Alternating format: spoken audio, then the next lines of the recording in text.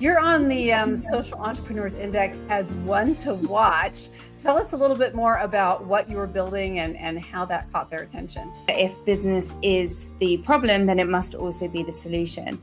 So for me, social entrepreneurship is using our power, using our influence, using our ability to make money and giving it back and using it as a powerful tool for change. As social entrepreneurs, we know that it's often very demanding, kind of weaving these social values and sustainability into the fabric of our enterprise. So what is it about the field of social entrepreneurship that, in your view, holds the potential to make our world a better place? That's a great question. Thank you, Anne. So I do think that the world should really shift into a direction where every business is a sort of a social enterprise. That's my dream.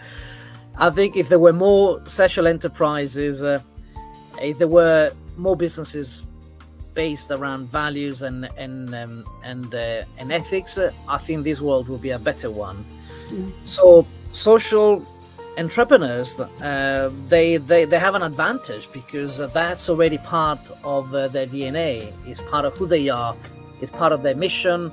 It's part of their brand values. It's part of that, even the reason why they exist.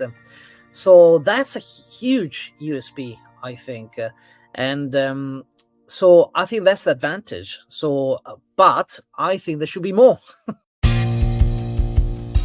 Welcome to Global Socialpreneurs, a one-of-a-kind talk show showcasing expert social entrepreneurs. Learn their stories and their secrets to creating a sustainable impact. Now, here is your host, social entrepreneur Anne Scotland. Welcome back to Global Socialpreneurs. I'm your host, Anne Scotland. I'm so thrilled to have you with us today.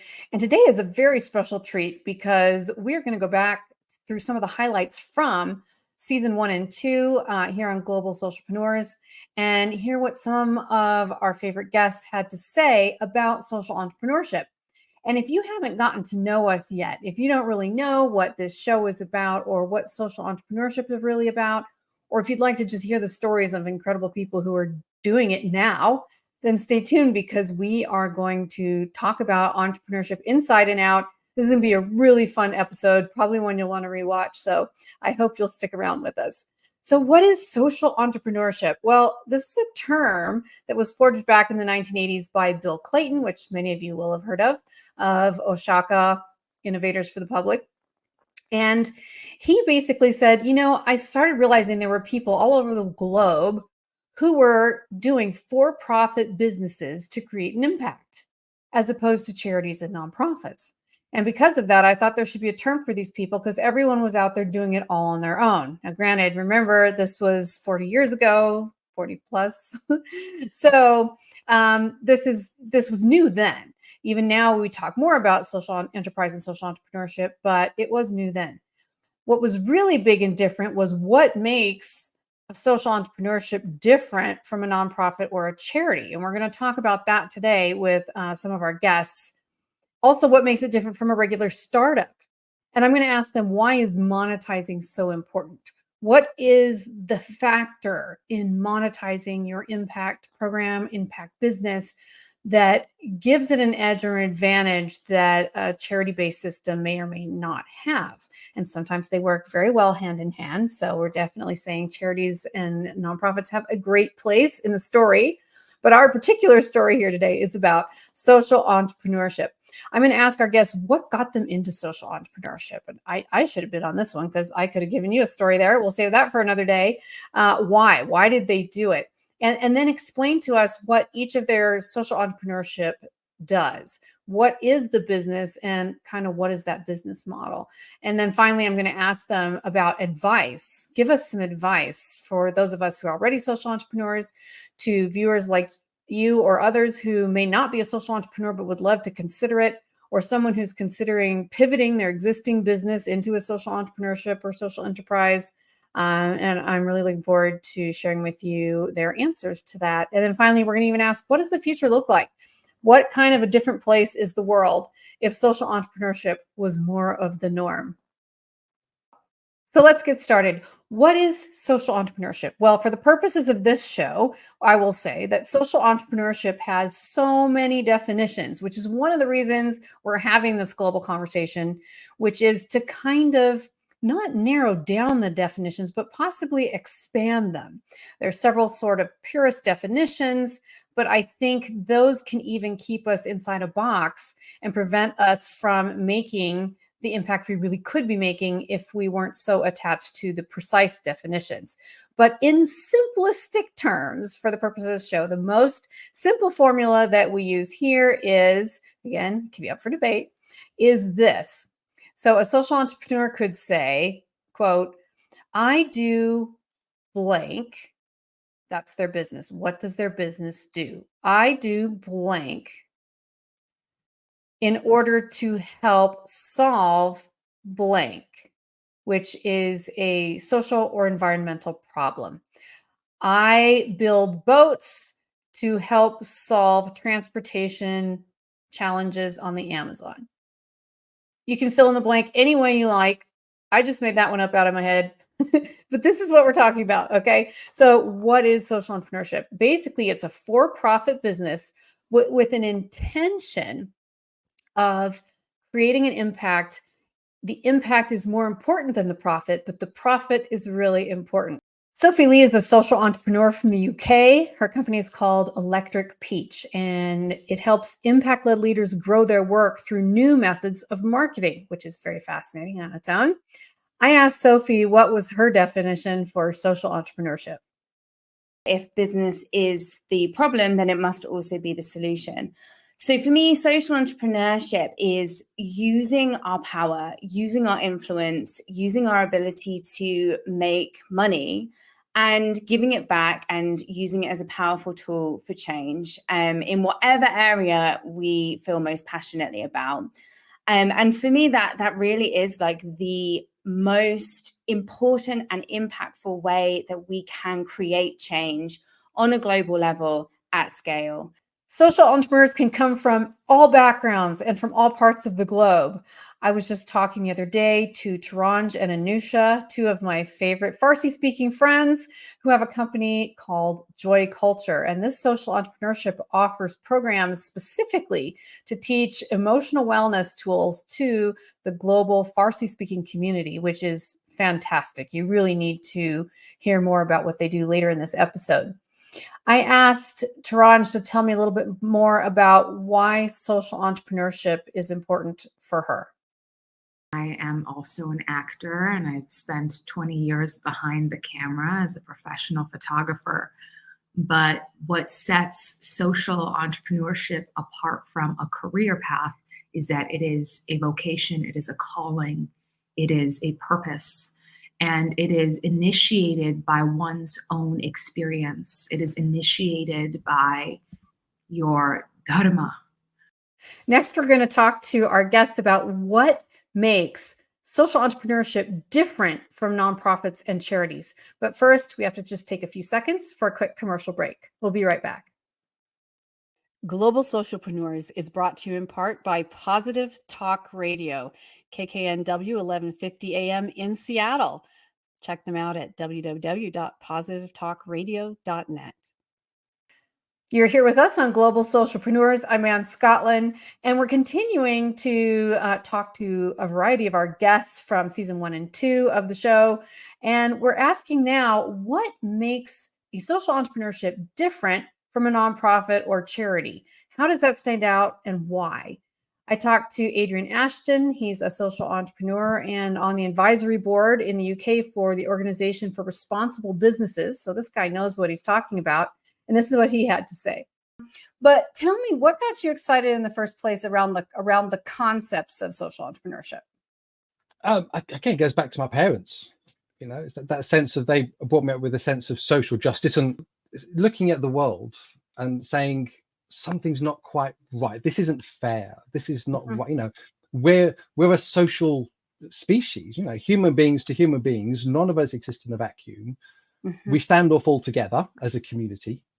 So, you know, that sense of social entrepreneurship that says we've looked out of the window, something's not quite right. And rather than relying on a traditional philanthropic model of charity, relying on the goodwill of strangers to give us a gift that may or may not happen and may or may not come with strings, what if we set up something more sustainable, something rooted in trade and commerce, which gives us more control, more empowerment as well? So again, this sense of, if we're talking about trying to empower people, give them a sense of progression and hope for the future, we can set up a traditional charity. No problem with that. But then the people who are supported through that charity will always know on some level they've been supported because of the kindness of strangers who've, to some extent, taken pity. A social entrepreneur says, actually, I want something that goes further than that. I want everything. I want the cake and eat it. So I want to create jobs that will actually give people a sense of worth. So people know that when I'm employing them, that, be they're an ex-offender, somebody who's recovering from mental ill health, whatever it is, I'm doing this job and it's worthwhile. And it's actually a job that I've never had before. No one else would give me this chance. And I've earned this. And through my efforts, I'm sustaining it. And that kind of impact for the individual, we're not changing the world in terms of the global ball we're all spinning around on. We're changing that person's world, how they see themselves and who they are as a human being. That there's the kind of the cliche. If we change the world for one person, we've changed the world. Actually, it's that power of collective actions. If we're all doing our part, that's how you start a movement. Riccardo Sai is an incredibly creative director and producer from the film and commercial business. He has a social entrepreneurship called Storo, S-T-O-R-O, and it is a visual storytelling studio. Particularly, what makes it unique is it's for purpose-led people and brands. So this is really fun. You might want to check him out. But this is what he had to say when I asked him what makes social entrepreneurship different from a regular business. Especially after the pandemic, at least, I noticed a shift towards different kind of business, which were more ethical driven, purpose driven. And that to me was also the reason why I decided to work more with those kind of entrepreneurs and brands, because it was just I felt I wanted to make a change with my work, really. And so in a way, having at the core of your business a moral code, an ethical code, and a set of solid values as well, it's so important for a social entrepreneur, because that's really where everything starts. So, and that will resonate with the stakeholders, investors, as well as customers as well. So that's so important, because people are there's an appetite, I think, for brands and for companies which are driven not just by profit. So having that as part of the core business and the really kind of the foundation of your company is so invaluable. Adrian Ashton said it's about motivation. A social entrepreneur says, because my motivation is rooted in creating change over time and embedding that into my business, that's the difference. Traditional entrepreneur, there's a market opportunity to trade, to make money, and that money might do some good things, but ultimately I'm in charge of it and I'm going to benefit.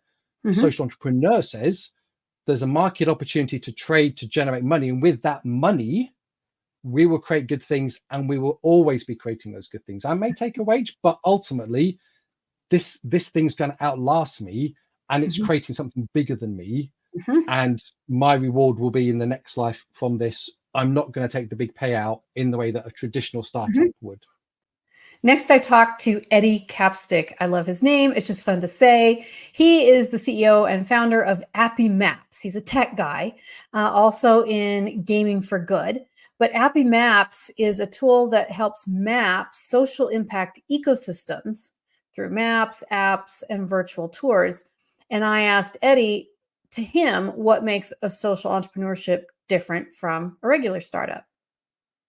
Personally, I think it can take away the feeling of, when people use that phrase, it's just business, which means they're selling their grandma, right? Nothing is just business anymore.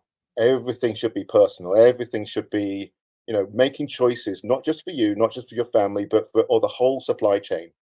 Erin Attere is part of a social entrepreneurship called Threads Worldwide. Threads Worldwide employs women in developing countries, giving them an opportunity to support their families by creating fair trade products and jewelry.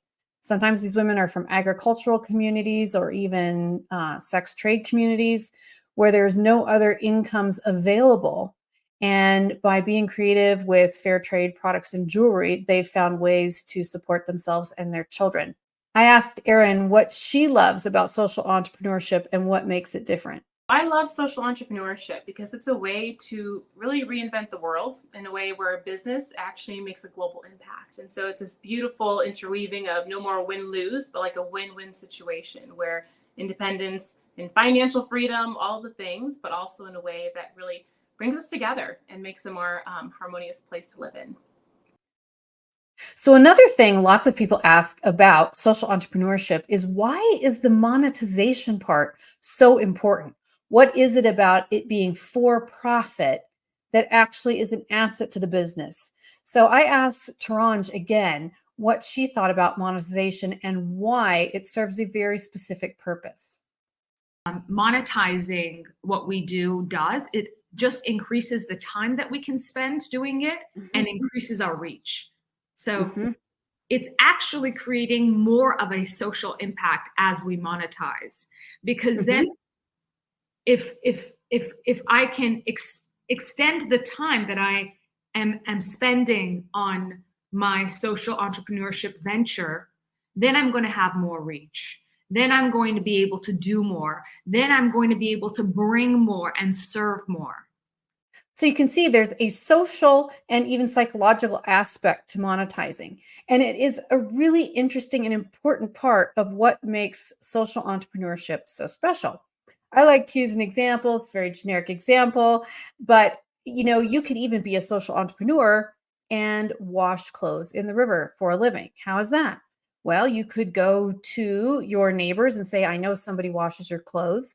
I charge the same amount as they do, so it doesn't cost you any more money, but I give you 30% of my profits. I am donating officially through the proper channels to our local orphanage in whatever country you may be in.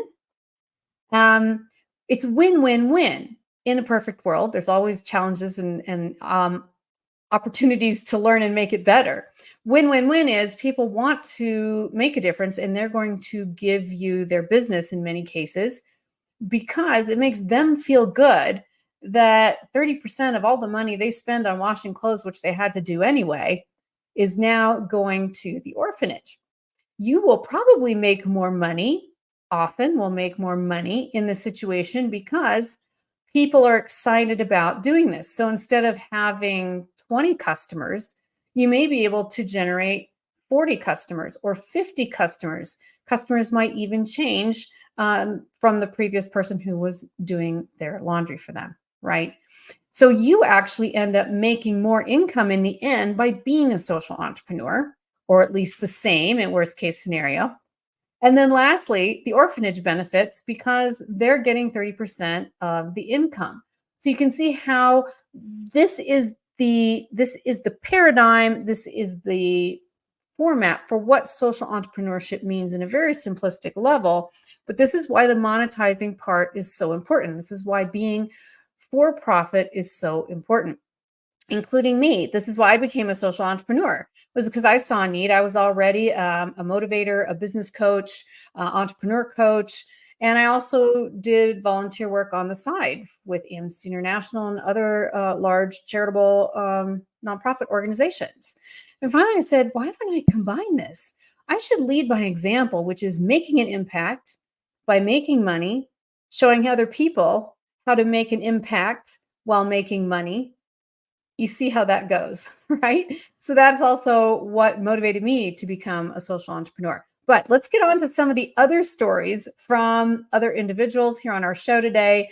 Let's go back to Eddie Capstick. I can't wait for you to hear what it was that got him into social entrepreneurship. I went on a blind date with her. And she was lovely, and we've met up a couple of times afterwards, but it was the restaurant we went to that probably changed my life. Huh. So as we walked in, we were given menus which just had pictures on it, right? And Oh, so yeah. all we had to do, we sat down, and there was a small smirk on her face, like something's going on that I don't know about that she does. And I go, okay, tell me what's going on with the pictures. This isn't normal, is it? And she went, no, when the waiter comes, all you have to do, don't say anything, just point at the picture of the food that you want. Why? Because all the waiters are deaf and dumb. They've turned their disability into an ability, so it doesn't matter what language you speak, you would just have to point at the food. That changed my life completely. It's like suddenly anything is possible if you just have the right mindset. Erin Attere was working in corporate America for many years. I asked her what made her take the big leap from corporate America and a predictable salary of 6 figures to jump into social entrepreneurship.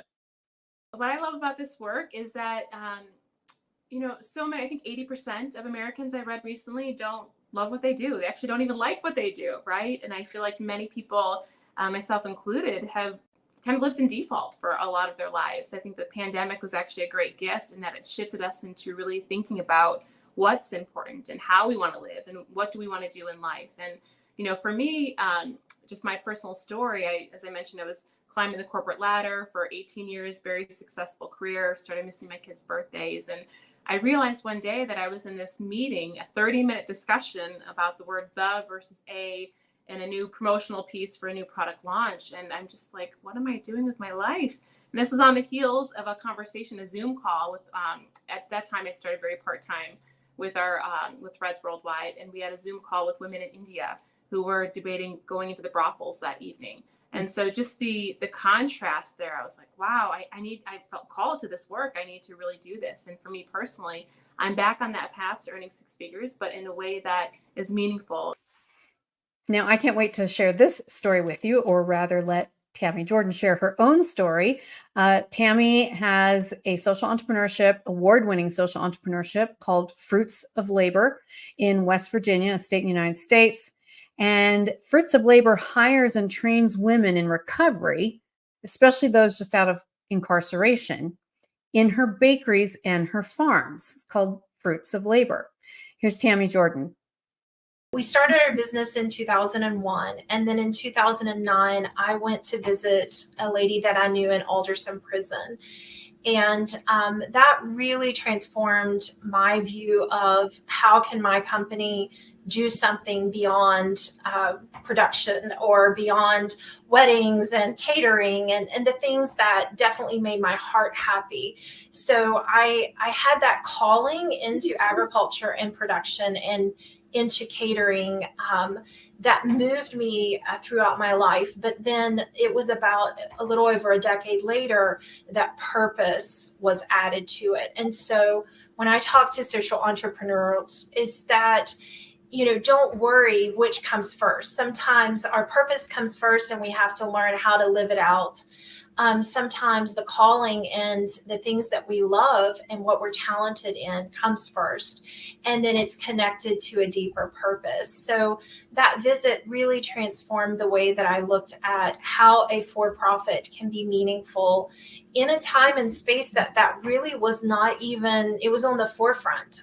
So I had most individuals that I came encountered and with really wanted to say, become a nonprofit. This is what you want to do. You need to become a nonprofit. And I am so much about business. And so I was like, no, we're not going to become a nonprofit. We have to teach businesses how they can be impactful. And the only way I can do that is to be a business being impactful. And now back to Riccardo Sai to hear a little bit more about his why and his transformation as he decided to pivot his business from a traditional model to a for-profit impact model. I started to really really think about how can I use what I know best, which is to tell stories and to create beautiful images for good. And that was the beginning of the transformation of my business, really. And so that now focuses more on sustainable, ethical, purpose-driven, and value-driven brands and organizations. So that was the beginning of everything. I think that there's one concept in Buddhism which, to me, it was quite profound. Is a Japanese expression that says "itai." Itai doshi, I think it is. It means many in bodies, one in mind. To me, that really captured the essence of what I think should be driving life. I think so. So thinking about it as us as individuals. So we're all separate. We're all different. We all have incredible stories to tell. We all have fundamentally different. But if we shift the way we think as in one mind, meaning that we are all part of one. So again, if someone is religious, you can think about God, you can think about Mother Nature, you can think about the universe, whatever. You can talk about quantum physics. There's different ways you can really explain that. But to me, that's the fundamental truth about how we really need to change and shift our perspective. So thinking about us as individuals, but in a different context, as part of something bigger. So one mind in that sense. Wow, I love these stories. I'm getting inspired all over again just listening to them for the second time. Already, we have to take a quick commercial break.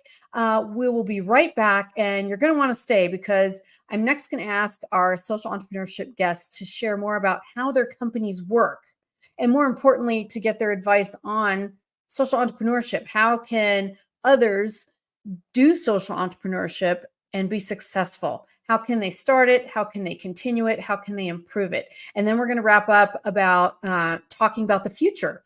And I'm going to ask them, what does social entrepreneurship look like going forward? And how can the future look different when social entrepreneurship and social enterprise become more and more of a norm? We'll be right back. Don't go away. Hi, I'm Ann Scotland. Are you one of those people who always wants to aim higher? Would you like to increase your profits and your personal fulfillment at the same time? And wouldn't you love to make a greater impact in your business and your life? If your answer is yes to any of those, find out more and send me a message at annscotland.com/special. I would love to work with you.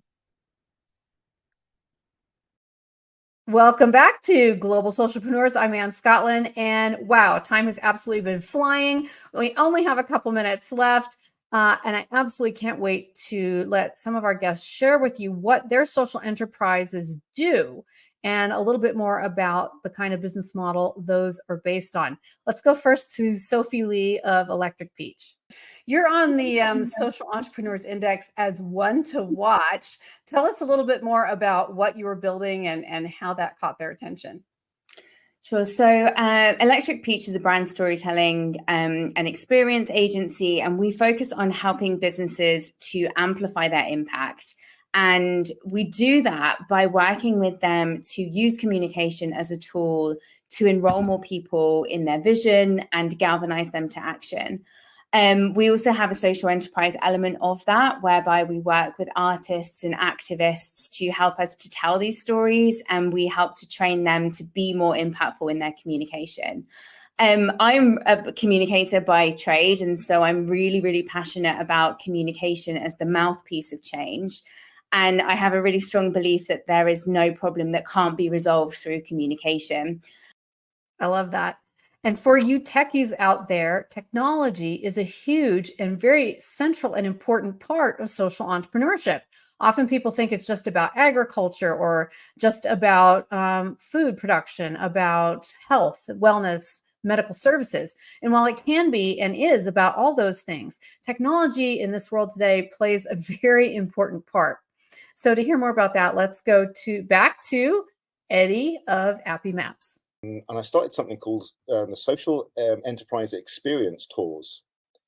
And I wanted a way to actually run a walking tour to go and meet the founders of the local social enterprises, wherever we were. And the easiest way to do that was to build a map, so you could literally see on the map where they were. So it started really as a personal thing for me, just to help me run walking tours and find out the founders' why, because the why story is one of the most powerful things around helping to, empathy, and you really you don't forget a why story with such power. And so from that, I started building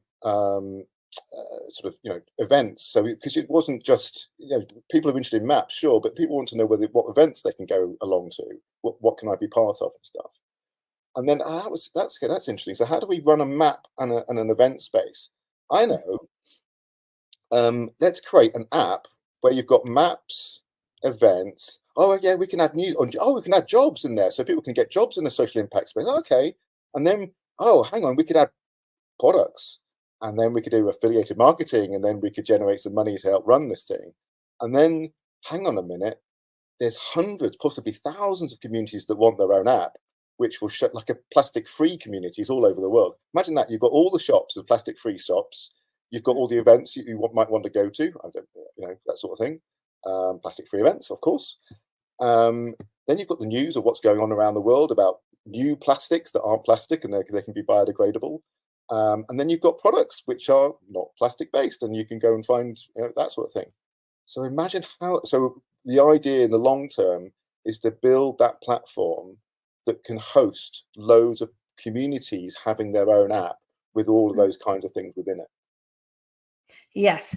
And as I alluded to before, there are basically three kinds of social entrepreneurship, at least within the definitions of our show, which is a social entrepreneurship is a for-profit business that's helping solve a social or environmental problem. Now, this can look like several different things, particularly three different things.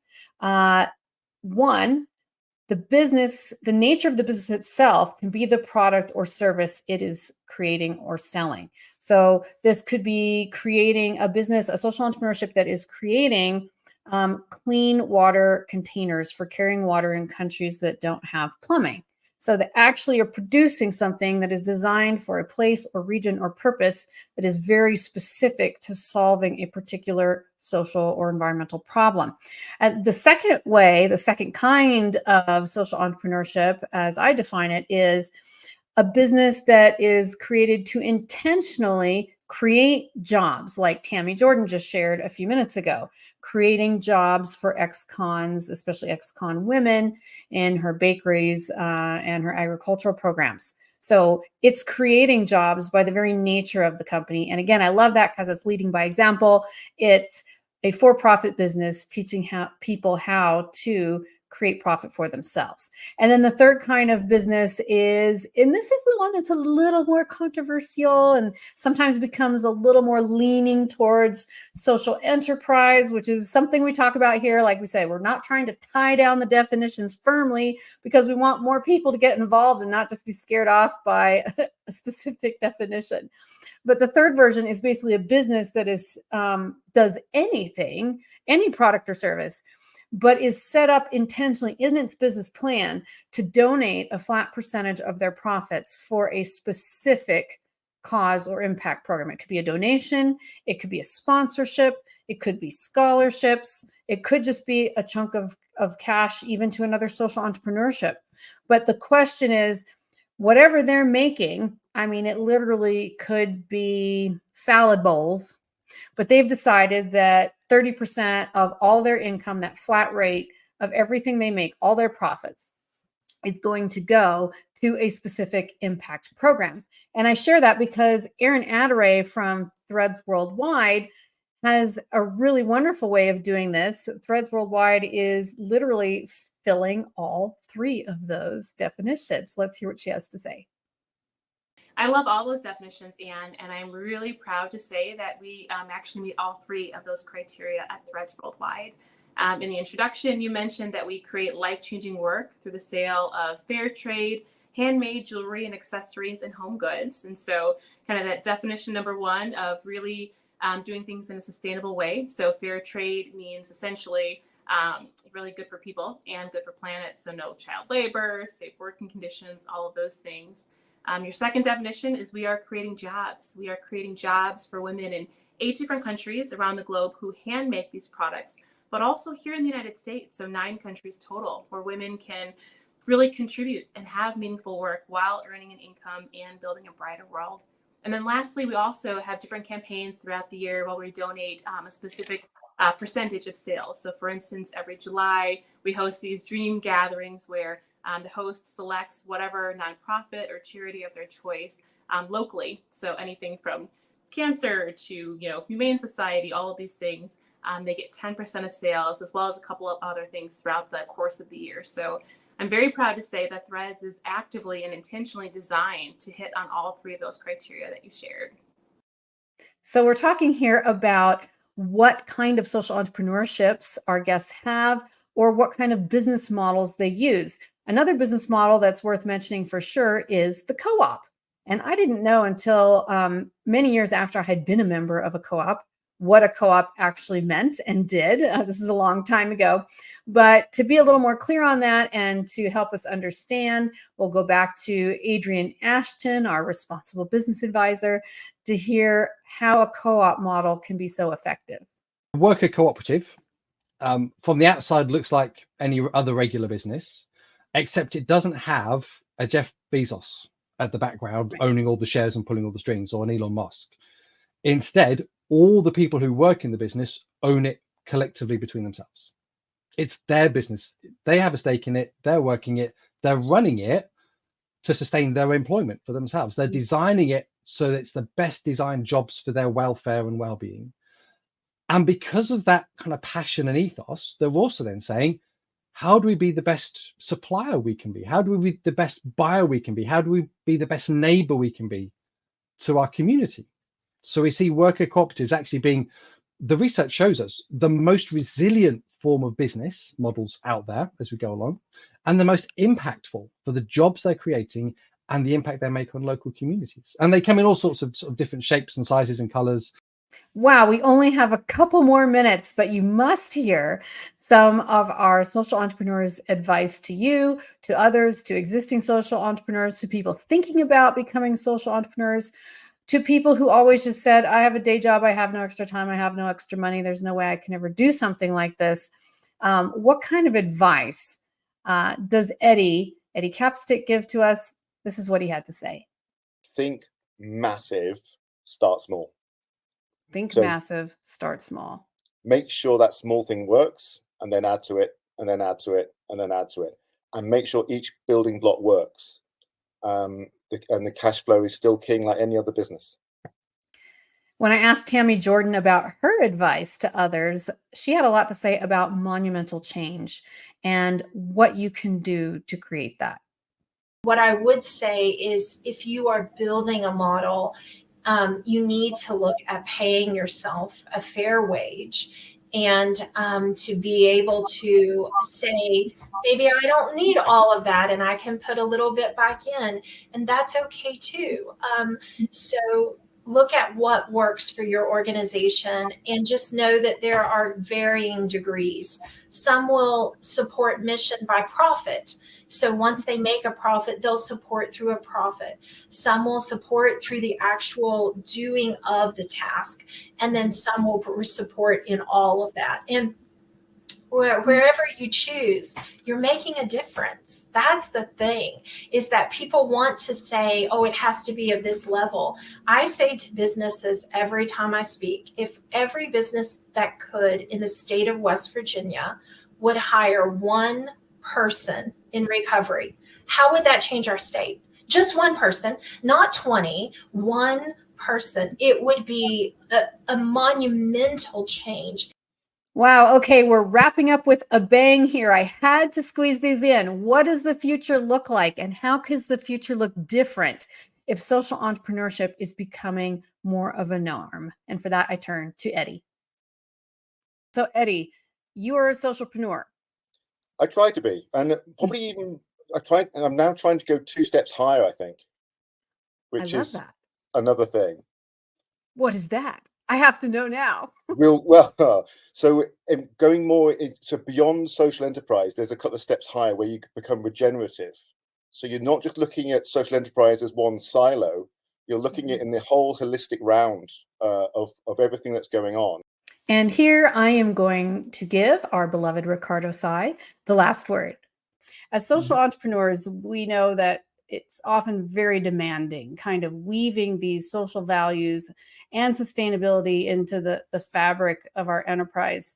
So what is it about the field of social entrepreneurship that, in your view, holds the potential to make our world a better place? That's a great question. Thank you, Anne. So I do think that the world should really shift into a direction where every business is a sort of a social enterprise. That's my dream. I think if there were more social enterprises, if there were more businesses based around values and ethics, I think this world will be a better one.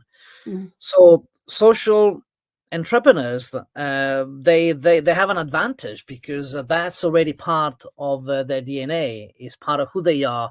It's part of their mission.